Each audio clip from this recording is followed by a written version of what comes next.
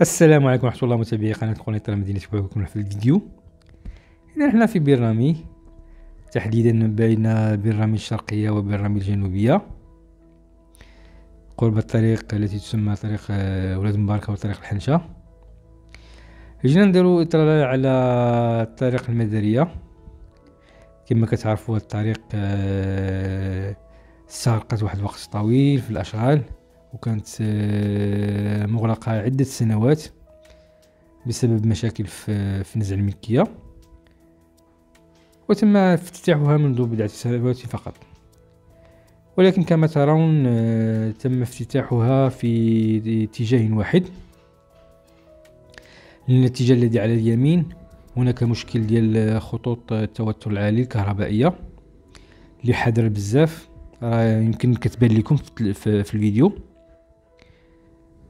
هذه الخطوط التي يجب تحويلها أو رفعها بعض الشيء حسب بعض المعلومات التي سقيناها من مصادر موثوقة.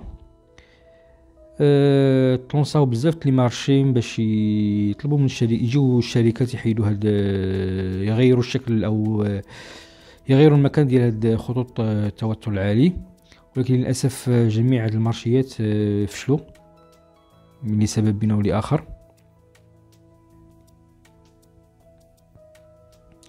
يعني كما تراون اتجاه واحد، وعلى اليمين غادي يبان لكم دابا خطوط التوتر العالي اللي حاضره شويه، يعني تقدر تكون شاحنه مرتفعه تقدر تقطعهم الى داز من تما.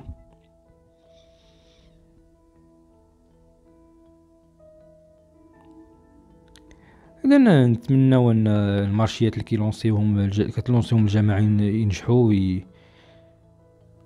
وتجي شي مقاولات تكلف باشغال تحويل خطوط التوتر العالي او الطونسيون باش تفتح الطريق لأنها مهمة.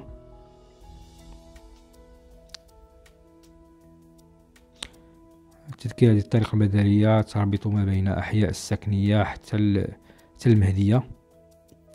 كما ترون فإن فيها واحد الكثافة ديال حركة السير.